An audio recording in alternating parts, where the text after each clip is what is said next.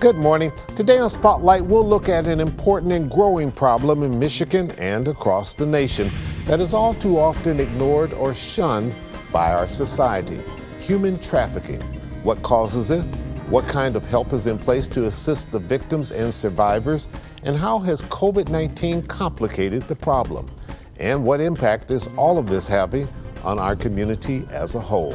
We'll talk to Edie Franklin, the founder and chairperson of Oakland County Sanctum House, as well as a survivor of human trafficking. It's Sunday, January the 31st. I'm Chuck Stokes, and this is Spotlight.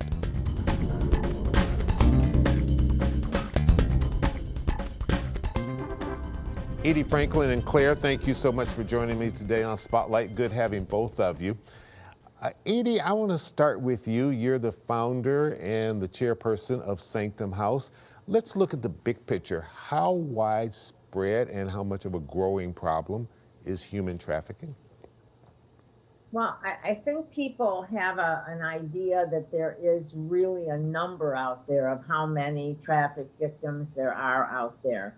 I mean, we talk about it being a $150 billion a year industry, and 13,000 women come in from out of the country, every year, and it's growing here, in Michigan and around the state. But we don't have any true statistics because people don't self-report. Sure. And it's underreported crime. So let's say somebody gets picked up for prostitution, they don't necessarily try them for or arrest them for human trafficking, okay? Because very often the victim does not want to prosecute her perpetrator because it's someone that she loves or cares about or is taking care of, or has a mixed message, a brainwashed message as to who that person is, and they don't even know that they're being trafficked. So the number is big and wide,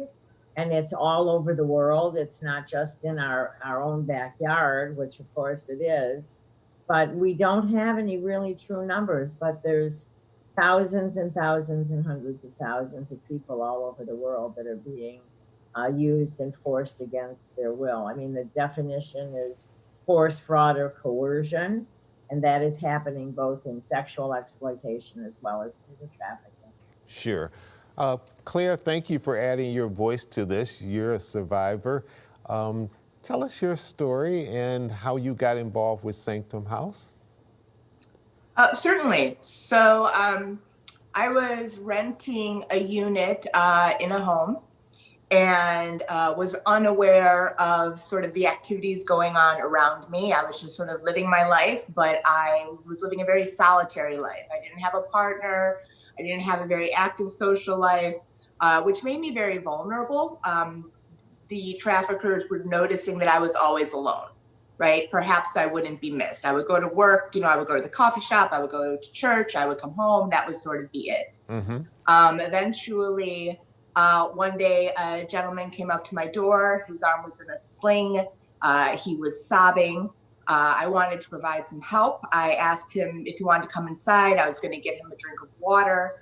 And that's where things changed. That's where the fraud, obviously, the force and the coercion started to come in. And it was about 3 days before I was able to get away. He controlled everything. I couldn't leave. He was always with me. He controlled my food intake. A message started coming across very, very early that everything was him, that I was nothing. He would purposefully demean me. There was, of course, some sexual assault involved when I wouldn't do some of the things that he wanted me to do. Eventually, circumstances allowed me to get him to a public place that I knew. And I was able to go tell the people there that I was unsafe, I was in danger, something was going on. They got rid of him. The cops were called. I was taken to the hospital. At that point, I started to try to describe everything that had happened over the past 3 days, because Edie is right. You don't really know that you're being human trafficked. No one comes up to you and is like, hello, I'm going to human traffic you now. Uh-huh. So I was telling everyone who would listen at the hospital what had happened. Eventually, a psychiatrist and a social worker approached me and said, listen, you are the victim of gang-related human trafficking. This is what was going on. They put me in touch with Sanctum House, and eventually this is where I ended up. Thank God for that. Sanctum House really did save my life. And I think it's important to piggyback off of what Edie said about how human trafficking is underreported, because almost immediately with the grooming and the brainwashing, the entire thing is accomplished and predicated upon shame and fear. And that will really take the soul out of a person. And that's what Sanctum House tries to remedy. And that's one of the major reasons that it's not reported. You just feel shame and you just feel fear. I mean, I knew very clearly that if I spoke out, I would be dead. Wow. And yes, and so I think that's really what makes human trafficking so hard to crack, is because of the shame and the fear that are really its guiding points. Sure. Well, first of all, I want to commend you for speaking out and having the bravery to be able to do that, because just lending your voice to this, you never know who's watching and who's listening, and the mere fact that you're putting a face to this and putting a real story to this certainly helps in terms of the overall message. We are going to take a little break. When we come back, I want to find out a little bit more about Sanctum House and Claire, your involvement with it and how you're trying to reach the larger society and some of the big plans that you have in place for Sanctum House. We'll be right back. Stay with us.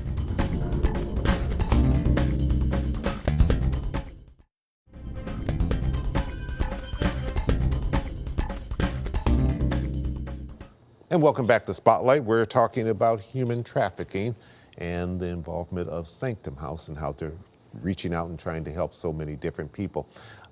Edie Franklin, you founded this organization. What made you do it, and what was the impetus for doing all of this? Well, back 7, 8 years ago, I always do a self-help kind of improve myself every year kind of a thing. And that year I was taking a class and I needed to find something within the society that was missing, a gap that was missing, and fill that gap. And there was a lot of talk about human trafficking, a lot of conversation about it. But when I looked into it deeper, there were not a lot of treatment facilities for long-term treatment for adult women survivors of human trafficking. And I was always a woman at risk. I was a heroin addict for 10 years. I had lived in a treatment facility, and I had been in many facilities, recovery facilities for addiction. I'm now 33 years in recovery, but I had lived in 3 weeks, 6 weeks, 6 months, mental hospitals, places, short term. But really and truly what I believed was that long-term treatment for a dual diagnosis of drug addiction and trauma, you need long-term treatment. You can't get past this kind of torture and abuse without long-term treatment. So what we offer our women are, physical, psychological, mental, sociological, educational, and spiritual means to help them become a full human being. And our promise to them is that the possibilities are endless for them to create a sustainable lifestyle.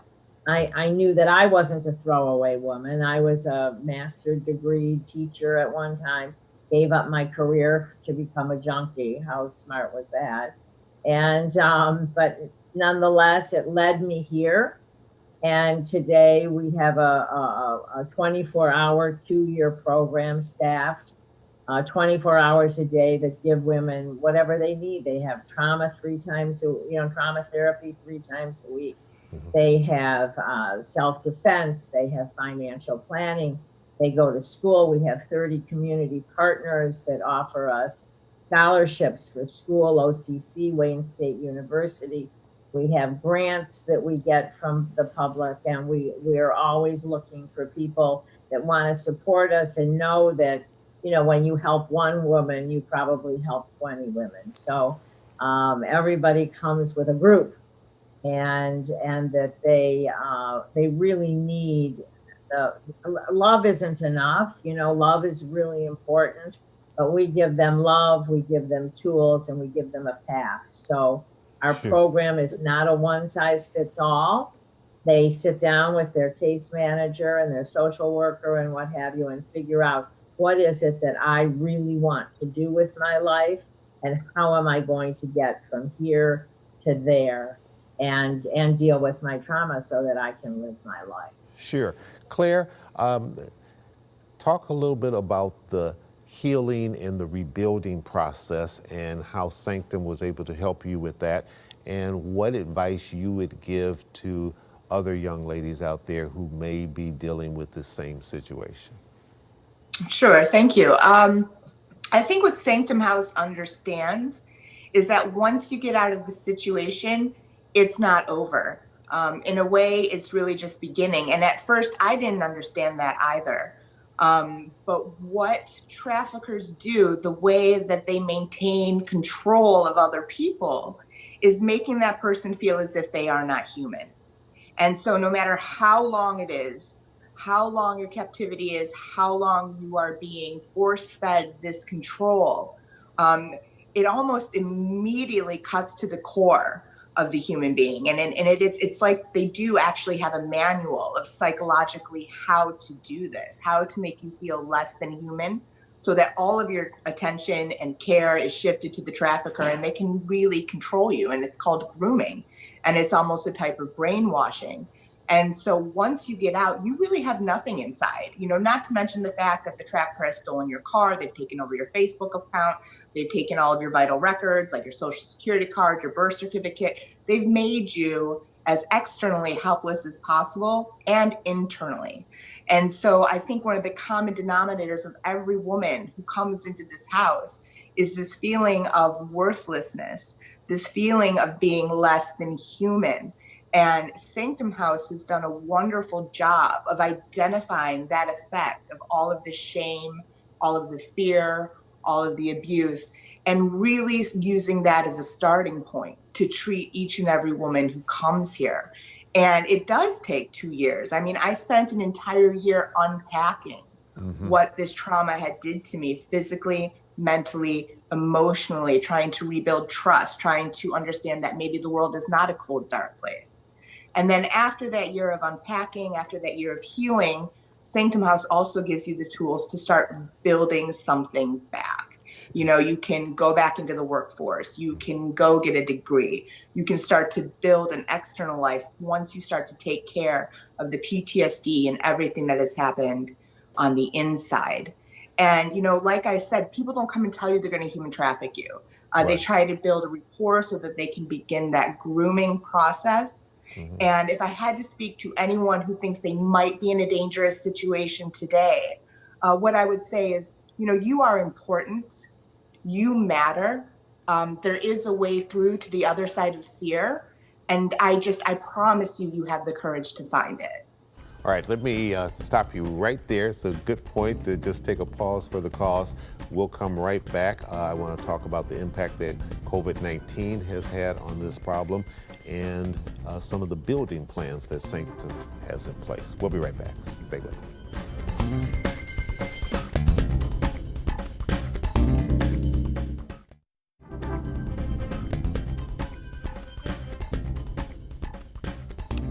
80 Franklin, I read, I think on your website that you wrote something that said COVID-19 has almost become the perfect storm for human trafficking. Why? Well, COVID-19, kind of put us all indoors. And so that it wasn't as visible. We were lucky enough, we have a medical director, Jody Flanders, who worked with our executive director, Karen and Erica and Shannon, to put together a COVID-19 policy, so that we've been lucky enough not to have any cases. We're all very, very cautious about it. But one of the things that it does is, when you're in a house together with people all the time, and you're now not having money necessarily, and you're not having food, and you're already of the ilk that is an abuser, that is already, domestic violence and sexual assault with with your partner, be it a man or a woman. We always talk of it as a man, but a woman can be an abuser also, and can be selling her children for drugs or And pay is the the bills or do what have you. and So is the there's fact been is, an I'm sorry. uptick a little bit in pornography and selling women and children online, so that they keep them captive in the house and they can't go out. So there's less opportunity for the victims to get out and maybe say, help me, I need some help. I can't get away. I'm stuck in this house being abused and taken advantage of. So I think Sure. uh, And I am COVID-19 has brought it underground. right. And I imagine the fact that some people who have lost their jobs because of COVID-19 that maybe weren't in high income positions and didn't have a lot saved up, this might also possibly make them much more of a target as well, correct? Well, sure. And if you're a drinker, you're drinking more. And if you're a drugger, you're drugging more. And you're meaner and you're not as nice, and you're more demanding. So it's really much harder on the victim during these times. Claire, talk a little bit about what you're doing today and what your goals and aspirations are.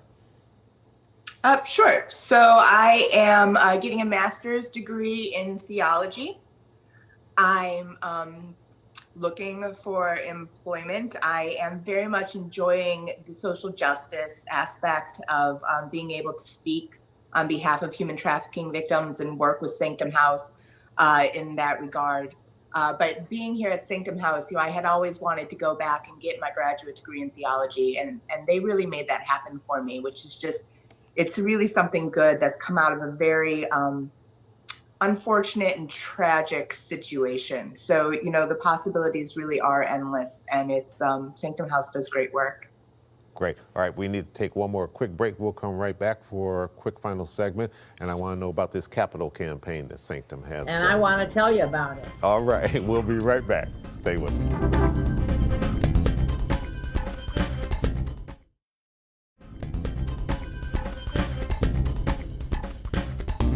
Edie Franklin, you have a capital campaign, $3 million. How are you doing with that, and what do you hope to accomplish with it? What are the goals? Well, we will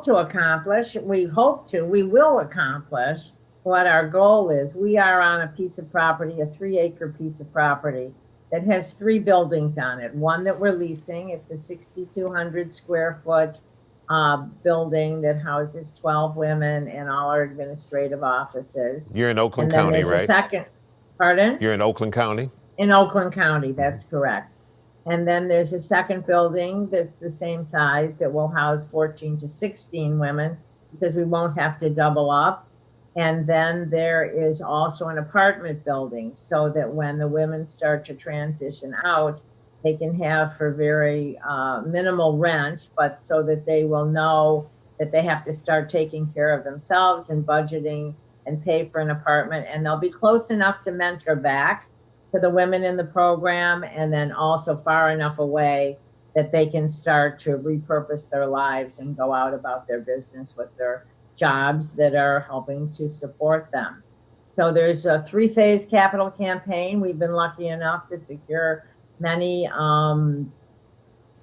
pledges for people to purchase the building, and we're happy about that. So the building is, around a $900,000 building, and then we need for refurbishing, and also, what good is an empty building if you don't have programming and you can't pay for the lights and the gas and the women, the program people, the case manager and the volunteers, and not just the volunteers, but the nurses and the doctors and the people that we need. We're lucky enough to get health care from Trinity Healthcare.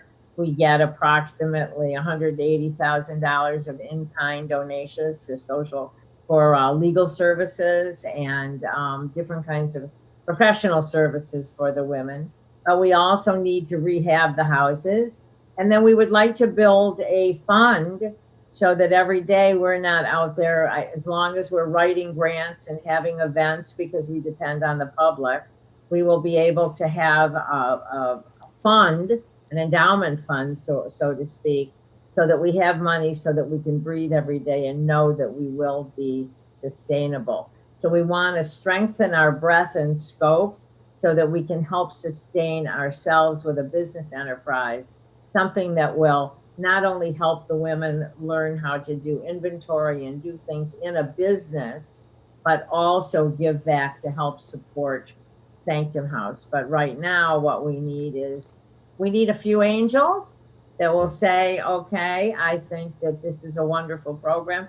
We will happily take you on a tour through the house so that you can see what we've created. We've had one graduate. We have a couple that are ready to graduate. We have women that have gotten their GEDs, going to college, Sure. have jobs, have cars, have felony convictions removed. I mean, we're doing the work that needs to be done so that when a woman leaves our program, she can actually live a life Right. that was Let me meant ask. for her to be. Absolutely. Well, you're doing a lot, no question about that. Claire, I'll give you the final word here. As a survivor, as someone who's inspiration to many other people watching this, what is it you want the larger community to go away with in terms of this topic? That as much as someone has been told that they're only good enough to be used and thrown away, that's not true for anyone. And I think as a community, we have an obligation to step up to the plate and to show that humanity is better than that, to be there for one another, to reach out to the marginalized, to help the abused, and to make ourselves, our community, our world stronger, healthier, and more loving because of it. That's a good way to And end the if program I could just and a have good the way to last get the word final and give our message out. website address, is that possible? You know, Sanctumhouse.org, www.sanctumhouse.org. very good, very good. Edie Franklin, Claire, thank you so much for joining me today on Spotlight. Good talking to both of you. Best of luck in the future. And we'll check back in with you down the line and see how things are going in terms of all this expansion work that you're planning to do for Sanctum House. Thank you so much. Thank you so much, We're growing Doug. and people are digging into their pockets and we're very, very grateful. So thank you so much for having us on the air. It's our pleasure. And I'm Chuck Stokes. We'll be back next week with more newsmakers in the Spotlight. We hope you have a great week.